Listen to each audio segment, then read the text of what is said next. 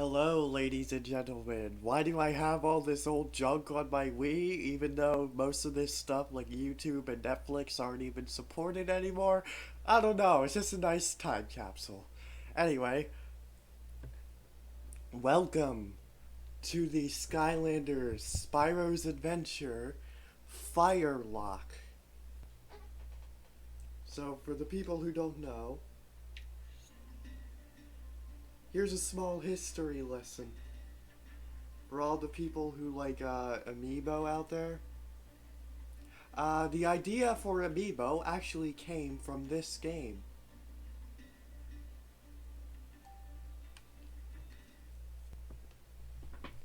Skylanders started the whole Toys to Life fad, and other companies decided that they wanted a little piece of that pie as well.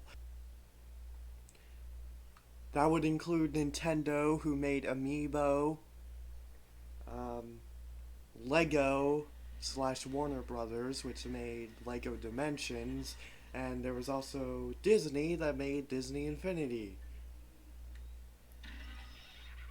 The order it goes is first there was this game, and then there was a sequel in 2012, and then in 2013 we got a third Skylanders and Disney Infinity 1, and then in 2014, we got the fourth Skylanders game, which in my opinion was the best of them all, and then Disney Infinity 2.0, and then that's when Amiibo entered the fray. And then in 2015, we got Skylander Superchargers, which this is a little bit of a hot take nowadays, but that's my least favorite of them all. And then we got Disney Infinity 3.0, and then that's also when Lego Dimensions came out. And then in 2016, we got the final Skylanders game, and then there was no new Disney Infinity, but Lego Dimensions did get their year 2. But then 2016 was basically the year where everything went crashing down for Toys to Life.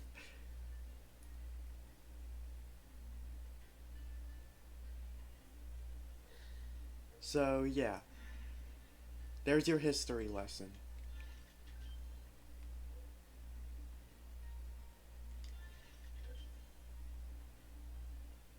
Let's see, should I make a new save file for this or just delete this one and start over?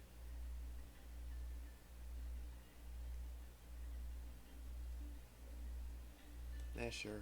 I don't see why not. Okay. This is my main save file, and I use this slot for whenever I want to replay the story.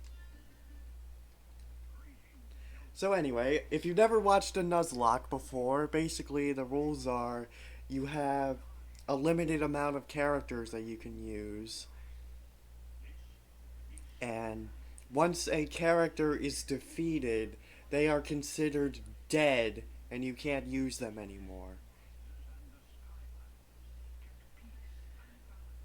And some other rules, no magic items allowed. So that means I can only heal myself with food that I find around the levels. And also, no methods of attacking outside of my Skylander's abilities. Or I guess environmental hazards, but this game doesn't really have a lot of them. So I am using the original Fire Skylanders, Eruptor, Ignitor, Flameslinger, and Sunburn, aka the guy that never got a Series 2.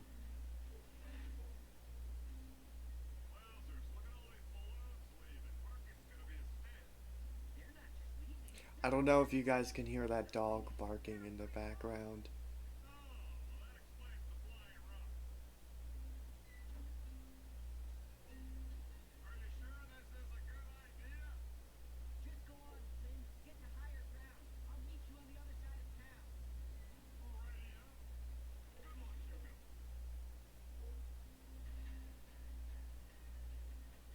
Alright, chapter 1.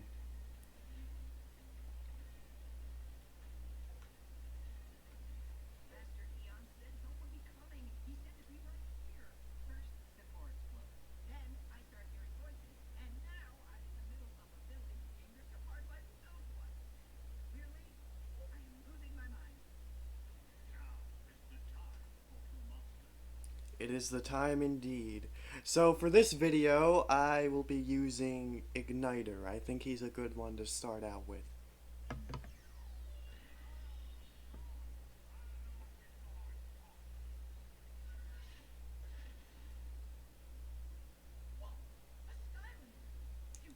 Oh really?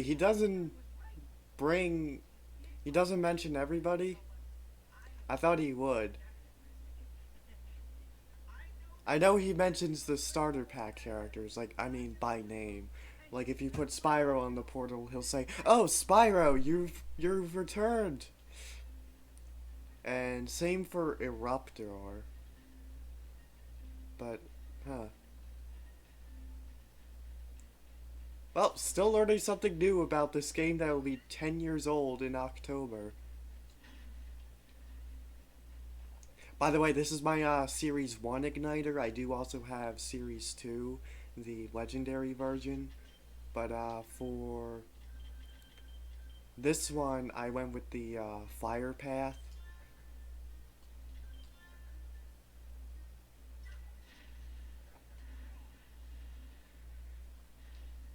So yeah. I don't think I've actually even used my Series 1 Ignitor in a while, so this will be a little bit new for me.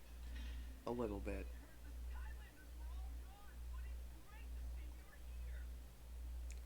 So we'll see how my thoughts are as this progresses. Do I prefer the flame path or the sword path?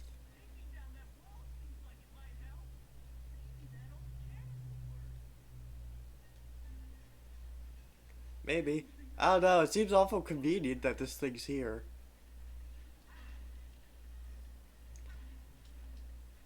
Okay. Fire in the hole.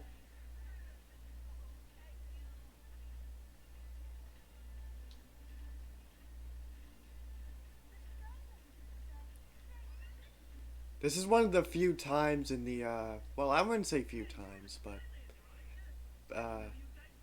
this is one of the times in the Skylanders game where we're actually in a village. I do actually like the levels like that. It gives you a little glimpse of what this world is like.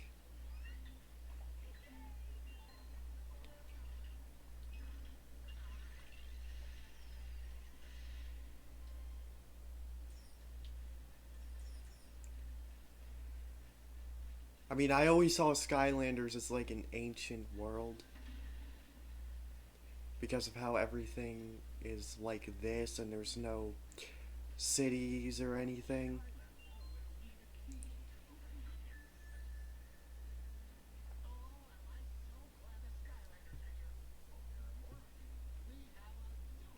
Which I always thought that was cool for Skylanders, and it really fits the fantasy tone.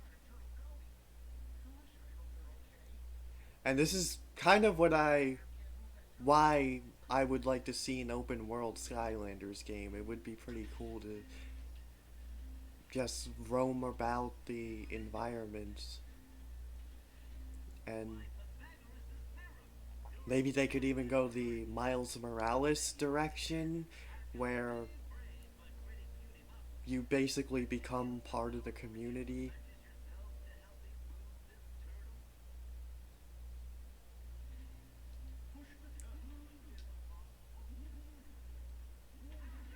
But of course, they could also... Another good idea would be to have different worlds for each element. So to have like a water world, a magic realm.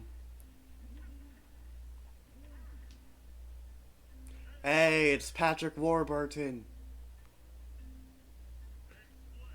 Did you guys know he was in this game series?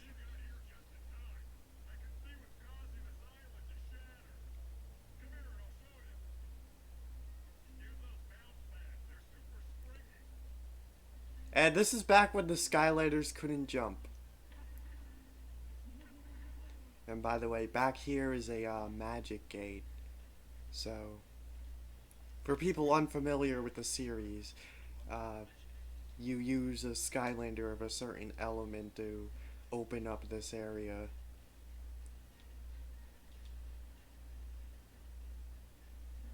But yeah, I always thought that that was something that kind of sucked about Skylanders, is that you couldn't jump and you had to rely on bounce pads, but, you know, eh, I was able to get into it's different. It's fine, I guess.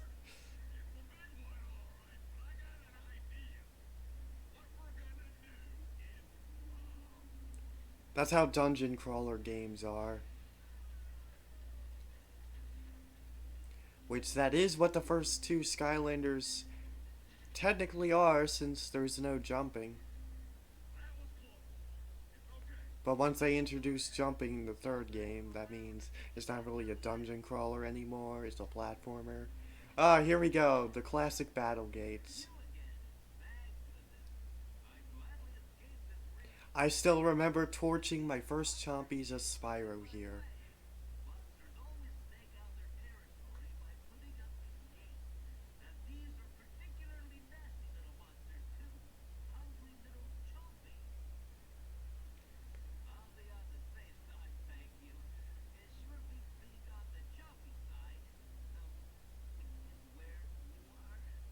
Well, it's a good thing I'm over here so I could torch these guys.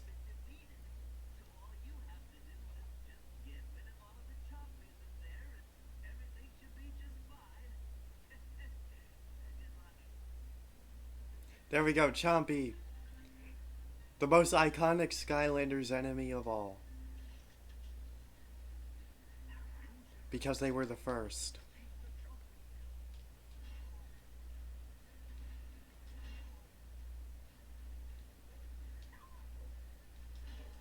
For those unfamiliar with Skylanders, Chompies are always one-hit kills.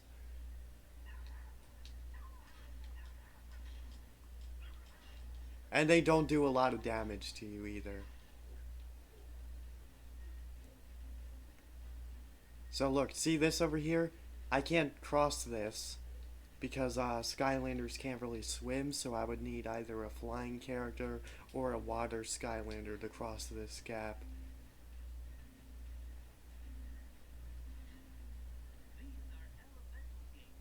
Oh yeah, and here's the explanation for elemental gates.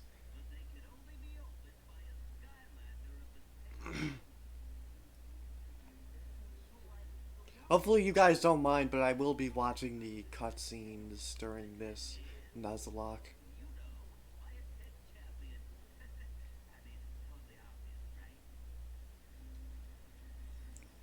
No, it is kind of interesting how he refers to them as champions. Because I think that was something that changed during the development of the game.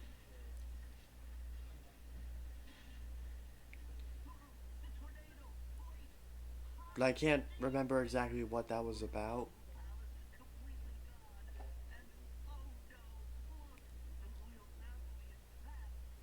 But I mean, this game, for those who didn't know, this game actually started development as a completely different game. It was going to be called Spyro's Kingdom, and it was going to be a dark and gritty reboot of the Spyro series to have blood and curse words in it. And you would have been a series of characters, like the Skylanders, in a world that was ruled by Spyro. And the game would have taken place after the events of the third Legend of Spyro game, so it's not really a reboot, but kind of. And the thing that was really a disservice to the character is that when the game started development, Spyro wasn't even going to be a playable character. I mean, come on, guys. All the Spyro haters say Skylanders ruined Spyro. Nah, man. If that game released, that I really don't see how that would have worked. I'm sorry. I mean, it could just be because I'm not really a fan of MMO games, but still, just I really don't see how a dark and gritty reboot MMO game would have really worked. I basically see that it would have been the Spyro equivalent of the Shadow the Hedgehog game. And someone did actually basically post that exact same thing on the Spyro subreddit recently, and The thing is, this person did actually get that idea from me, but I actually told them not to give me credit because I didn't feel like getting canceled.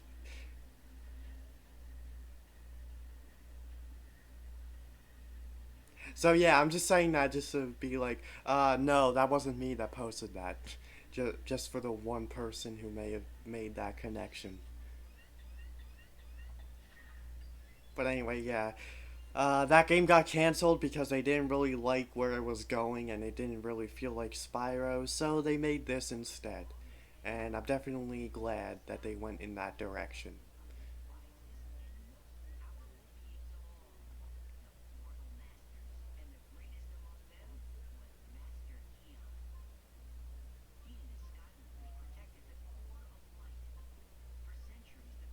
This is one of the only times we actually see Skylanders in cutscenes until Imaginators.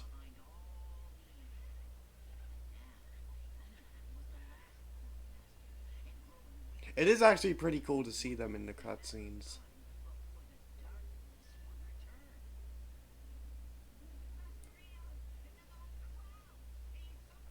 I kind of wish they did that a little bit more often, but I understand why they didn't. It would be hard to do that.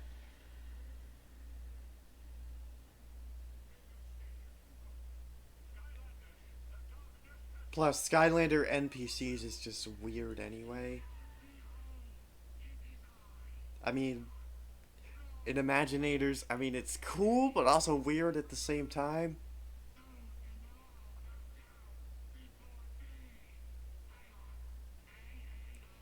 Oh, and here's Chaos, who's basically Invader Zim, even the same voice actor.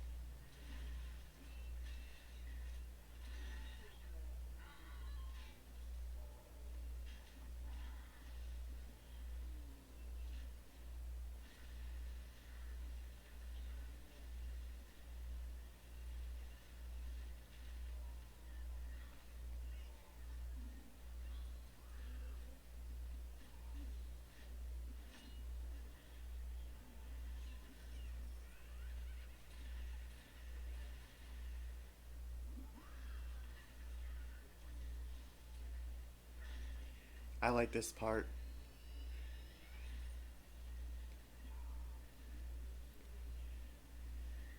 Yeah, that's cool.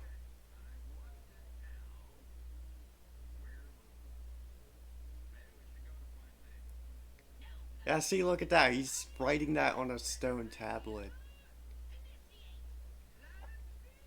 Definitely ancient.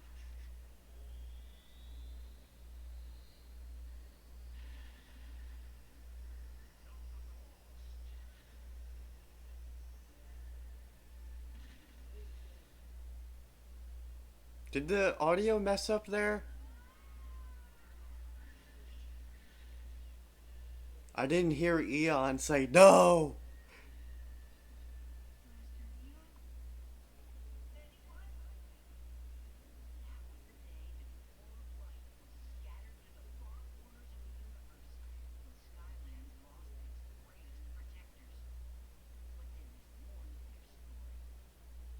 This is the cool thing about Skylanders, is that it's really the only game where the player is actually part of the story.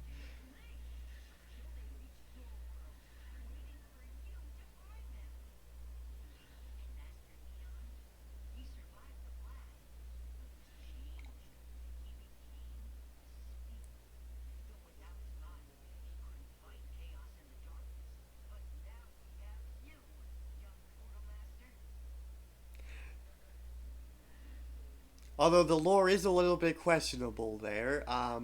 How did these figurines become marketable figures and then have them be sold at your random generic Target or Toys R Us? I mean, that is questionable, but you know, you're not really supposed to think about that.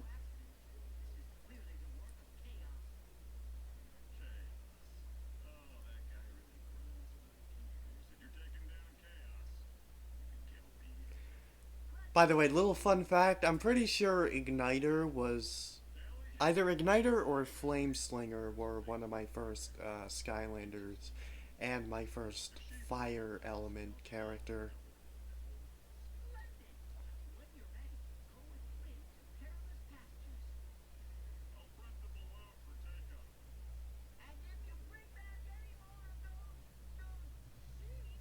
Oh, I do actually like this little running gag in the game. Or EO. Not. I was about to say ego. Hugo. Hugo is paranoid about the sheep being evil. But as we find out later on, he's actually not too wrong about that.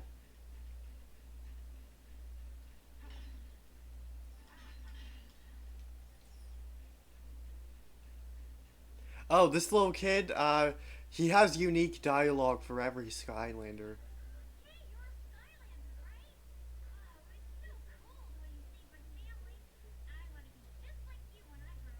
Wait, he saved his family?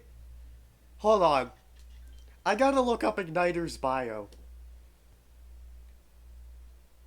Which, yeah, Skylanders have bios in case you didn't know that. Which is just a backstory. Okay, so here we are on the Skylanders wiki.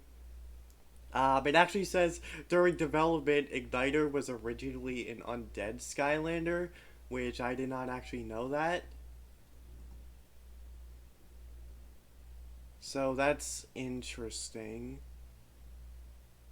They probably replaced him with Chop Chop then, so that they could still have an undead sword slinger. Story. Biography. On his first quest as a knight, Ignitor was tricked by a cunning witch into wearing a magical suit of armor that he was told would resist fire from a dragon. I remember some of this. But it turned out it was made of cursed steel, journeyed into a dragon's lair. Single blast of fire transformed him into a blazing spirit, binding him into the suit of armor for eternity. Despite this setback, Ignitor remains a spirited knight who is always fired up to protect Skylands from evil and find the witch that tricked him. So it doesn't mention anything about him saving Quigley's family, but maybe that's something that was in the prequel books or something.